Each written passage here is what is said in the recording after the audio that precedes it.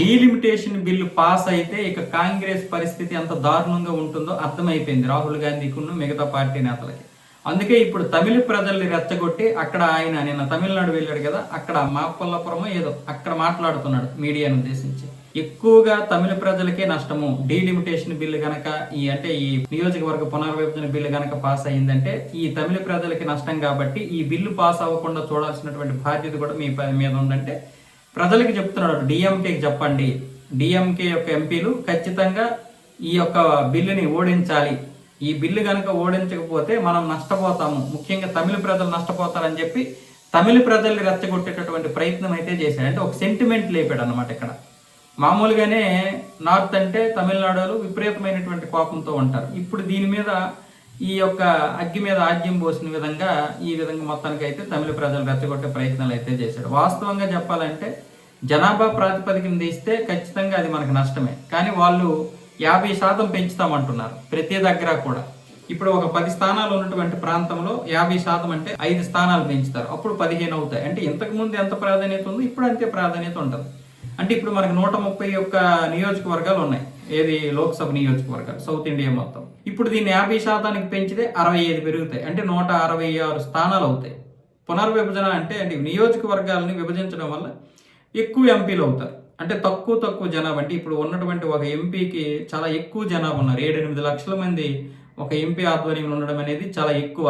ఒక ఎంపీ కింద ఇంతమంది ఉండకూడదు అనేది చెప్తున్నారు. అందుకని ఒక 3 లక్షల మందిని తగ్గించి మొత్తం 2 స్థానాలకు గాను ఏవైతే ఇప్పుడు 2 స్థానాలు ఉన్నాయో వాటిని 3 స్థానాలు చేస్తారు. దానివల్ల ఏమవుద్ది అంటే ఒక్కొక్కరికి 5-6 లక్షల మంది ప్రజలు ఉంటారు ఒక్కొక్క ఎంపీకి. దానివల్ల నిధులు ఎక్కువ వచ్చే అవకాశాలు ఉంటాయి. మహిళలకి ఇప్పుడు చాలా వరకు రిజర్వేషన్ వస్తుంది. ఇప్పుడు మహిళలకి రిజర్వేషన్ ఇచ్చారు అనుకోండి 33%, అంటే 180 స్థానాలు వీళ్ళకే పోతాయి. మిగతా స్థానాల్లో ఇంకా పురుషులున్నా ఇంకా 580 స్థానాలు ఉంటాయి. ఎలా చూసుకున్నా ఇప్పుడు బీజేపీకి ఇది చాలా ప్లస్. స్థానాలు పెరుగుతాయి, మహిళలకి రిజర్వేషన్ వస్తే మహిళలందరూ ఓట్లేస్తారు. 4వ సారి ఎలాగైనా సరే గెలవడానికి చేస్తున్నటువంటి ప్రయత్నం అని చెప్పి రాహుల్ గాంధీ దీన్ని అడ్డుకోవడానికి చూస్తున్నాడు. వాస్తవంగా చెప్పాలంటే పునర్విభజన ఈ రోజు కాకపోతే రేపు కాకపోతే ఎల్లుండి అయినా ఏదో ఒక రోజు ఎవరో ఒకరి హయాంలో ఖచ్చితంగా జరగాల్సిందే. అది ఇప్పటి నుంచి కాదు, గత 15 సంవత్సరాల నుంచి 20 సంవత్సరాల నుంచి నలుగుతున్నటువంటి మాట. ఇప్పటికే చేయాలి, ఇంతకు ముందే చేయాలి అని చెప్పి.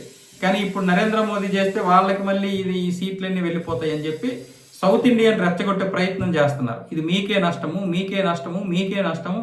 ఎందుకంటే నార్త్ ఇండియాలో జనాభా విపరీతంగా ఉన్నారు, వాళ్ళకి ఎక్కువ నియోజకవర్గాలు పోతాయి, మీకు తక్కువ నియోజకవర్గాలు ఉంటే ప్రాధాన్యత ఉండదు. అప్పుడు వాళ్ళు గెలవడం కోసం మిమ్మల్ని అసలు దేకరు, అటువైపే చూసుకుంటారని చెప్పి ఇలా రెచ్చగొట్టే ప్రయత్నాలు. అంటే దేశాన్ని మొక్కలు చేయాలి వీళ్ళే, మనుషుల యొక్క మనసుల్ని మొక్కలు చేయాలి వీళ్ళే. మొత్తానికి ఏదో ఒక విధంగా నరేంద్ర మోదీ అధికారంలోకి దిగిపోతే చాలు. వీళ్ళు అధికారంలోకి రావడం కంటే కూడా ఇప్పుడు నరేంద్ర మోదీని దింపడం ప్రధానం.